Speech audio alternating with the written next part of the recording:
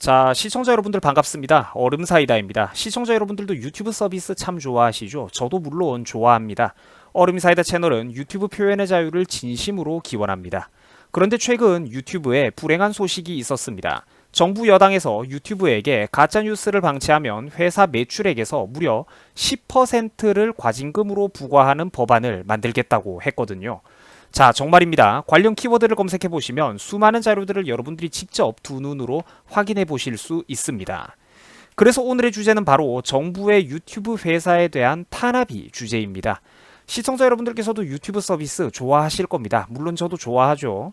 뭐 운동, 자동차, 컴퓨터 게임, 자전거, 낚시 등등 정말로 이제 다양한 취미와 관심 분야에 따라서 우리가 정말이지 온갖 정보들을 쉽게 이제 습득할 수 있는 곳이잖아요. 당연히 저도 미국의 이 유튜브 서비스를 아주 높게 평가하고 있습니다. 전 세계 여러 분야에 걸쳐서 정말로 수많은 재능 있는 아마추어들을 발굴해낸 시스템이고 정말로 그 자체만으로 혁명적인 부분들이 여럿 보이는 이제 서비스죠.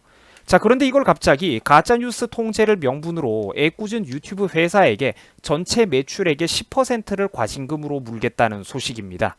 우리 학생분들은 회사의 순이익도 아닌 전체 매출액에서 10%라는 게 얼마나 무거운 수치인지 잘 감이 안 오실 수도 있을 텐데 이거는 정말로 큰 돈입니다. 이거는 사실상 정상적인 기업 경영을 못하도록 방해를 하겠다는 거예요. 자, 가짜뉴스 없는 깨끗한 세상 물론 저도 지지를 합니다. 그런데 여기서 제일 중요한 문제가 하나 있습니다. 무엇이냐? 바로 가짜 뉴스냐 아니냐의 그 전지전능한 기준을 도대체 누가 어떻게 정의할 것이냐라는 겁니다. 동일한 정치적 인물과 사건을 놓고도 생각과 의견이 다양하게 나뉘는 게 바로 인간입니다. 산업화 세대는 무시하고 민주화만 칭송을 하는 게 과연 정의일까요? 그 기준은 누가 정하는 겁니까? 왜 거기에 반발을 하거나 의문을 제기해서는 안 되는 건가요? 지나간 역사에 대한 평가는 후대에서 자유롭게 이루어져야 하는 것입니다. 누군가를 존경하거나 어떤 사건을 좋아하거나 반대로 그 사건을 싫어하는 것은 국민들 개개인의 자유라는 거예요. 중요한 것은 그 안에서 모종의 세력들에 의해 의도적인 왜곡과 거짓 선동이 있어서는 안 된다는 겁니다. 자기들 입맛대로 특정 인물과 지나간 사건에 대해서 성역화를 시도하고 토론과 논쟁, 이의제기를 부정하는 게 과연 어느 쪽입니까? 우리가 생각해 봐야 된다는 거죠. A라는 인물에 대해서 의문점을 제기하거나 B라는 사건에 대해서 의문점을 제기하고 비판적으로 접근하는 것은 나름대로 타당한 근거와 이유를 대고 국민들 간에 활발한 토론 문화가 활성되는 것은 바로 자유민주주의의 상징이자 개인의 자유라는 것입니다. 그런데 아이러니하게도 이 나라 소위 민주화 세력이라는 사람들은 이제 와서 본인들이 기득권 세력이 되고 나니까 사회의 기득권을 거머쥐고 나니까 이제 악착같이 의식 있는 국민들의 입을 틀어막으려고 하고 있습니다. 일개 유튜버 개인들의 입을 왜 그렇게 틀어막으려고 하는 걸까요? 바로 본인들이 가짜뉴스로 정권을 잡은 사람들이기 때문입니다. 우리가 몇 년 전의 사건을 선동들을 한번 떠올려 보자고요. 광우병 선동 때 가짜뉴스를 그렇게 퍼나르던 웹툰 작가들, 언론인들, 정치인들이 얼마나 많았습니까? 그 사람들 다 제대로 처벌을 받았나요? 천안함을 우리 손으로 침몰시킨 거라는 자작극 선동이라든지 최순실의 재산이 300조라느니 정유라가 박근혜의 딸이었다느니 여자 대통령이 청와대에서 온갖 뽕에 몹쓸 파티를 벌였다느니 이런 거는 정말로 나쁜 가짜뉴스들 아닙니까? 터무니없이 과장이 됐잖아요. 그런데 이 사람들 전부 다 시간 지나고 나서 제대로 된 처벌과 어떤 응분의 대가를 치렀습니까? 이런 나쁜 거짓 뉴스들을 퍼뜨렸던 사람들? 아니었죠.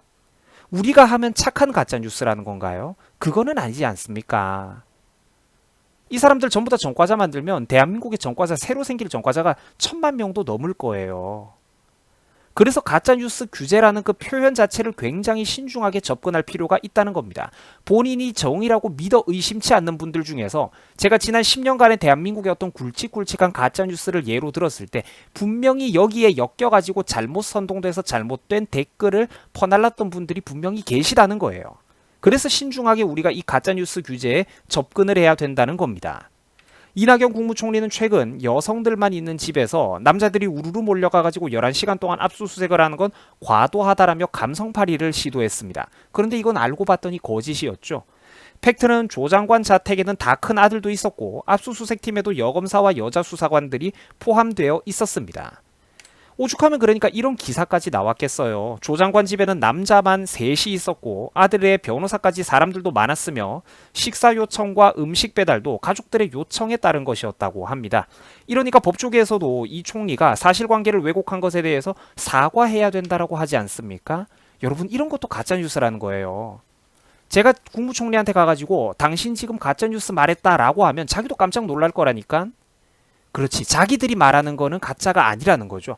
말 실수니까 넘어가야 된다고 하는 거 아니냐는 겁니다. 그건 잘못됐잖아요.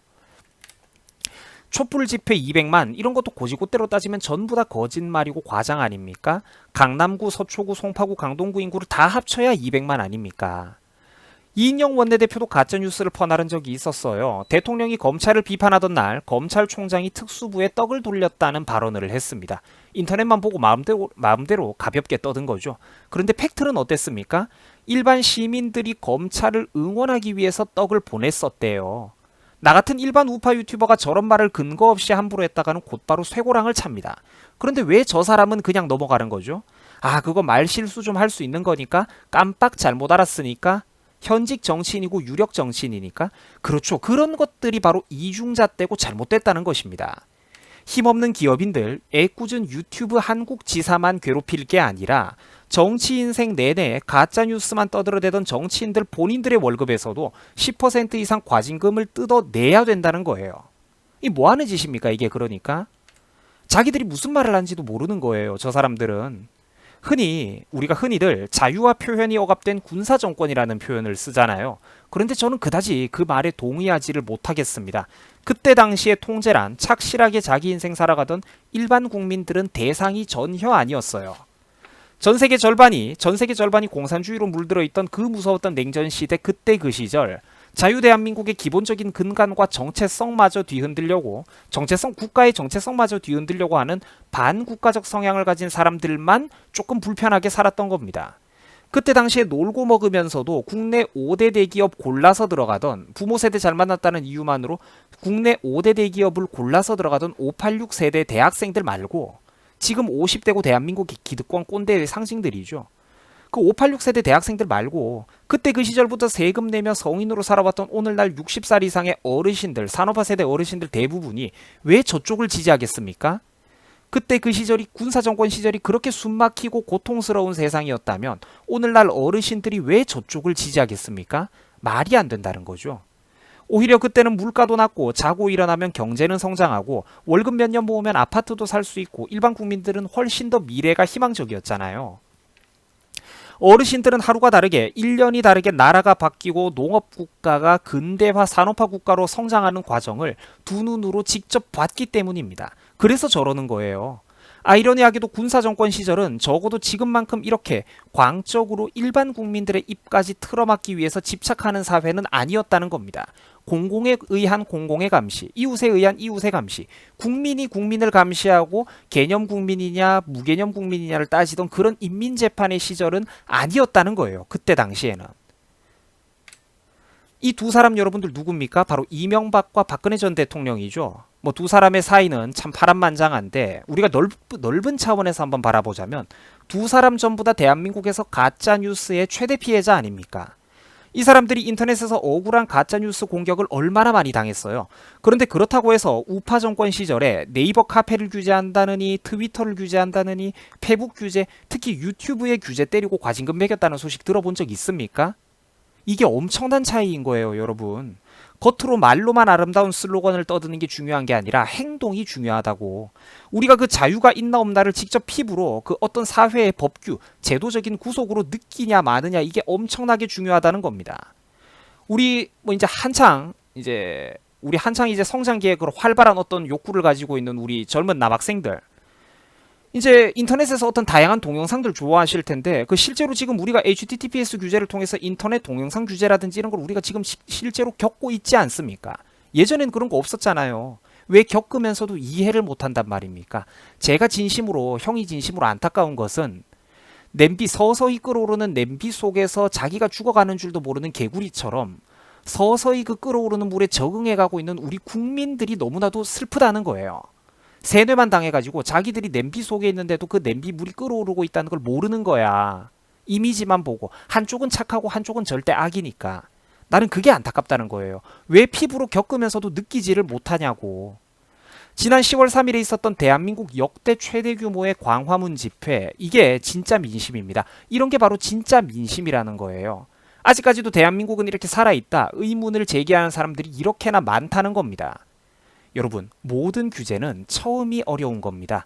가짜뉴스라는 그럴듯한 명분에 혹해가지고 이런 문제를 계속해서 우리가 방치하고 눈을 감아버린다면 점차 그 가짜뉴스에 대한 범위가 점점 더 늘어나게 되는 거예요. 점점 더 넓어지게 된다는 겁니다. 저는 유튜브 표현의 자유를 진심으로 기원하는 사람입니다. 그리고 제가 바라는 건 딱 하나예요. 저쪽 사람들이 그동안 이명박 박근혜를 공격하던 시절 누렸던 그 수많은 거짓말과 자유들, 딱 그 자유만큼만 지금 우파에게도 자유를, 말할 수 있는 자유를 허용해 달라는 겁니다. 뭐가 그렇게 두려워서 우파 유튜버들의 입을 그렇게 틀어막는단 말입니까? 여러분, 수고하셨습니다.